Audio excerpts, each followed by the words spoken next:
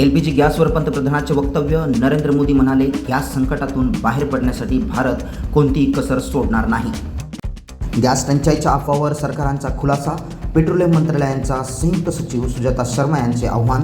नागरिकांनी अफवांवर विश्वास ठेवू नये. देशात पुरेसा साठा उपलब्ध आहे तरी कोणी अफवांवर विश्वास ठेवू नये असं वक्तव्य केलं. आणि महाराष्ट्राचे मुख्यमंत्री माननीय श्री देवेंद्र फडणवीस यांनी सोशल मीडियावर जर कोणी बदनामी करत असेल तर त्यांच्यावर कठोर कारवाई करण्याची मागणी व इशारा केला आहे. सध्या आंतरराष्ट्रीय लेवलवर युद्ध पातळीवर जी घटना चालू आहे, सध्या मनामा येथे भीषण स्फोटाचा व्हिडिओ व्हायरल. बहरीनची राजधानी मनामा येथे स्फोटाची घटना समोर.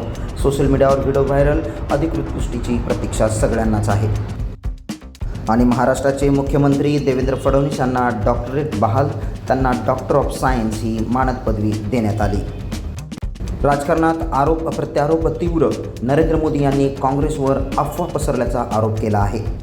आणि शेवटची बातमी. महसूल विभाग महाराष्ट्र शासनाकडून जिल्हाधिकाऱ्यांना कठोर कारवाईचे निर्देश दिले. जर कोणी गॅसची साठेबाजी करत असेल त्यांच्यावर कठोर कारवाईचा इशारा दिला आहे. अशाच ताज्या घडामोडी पाहण्यासाठी पाहत राहा लोकसेवा टाइम्स 24, जनसामान्याचा बुलंद आवाज.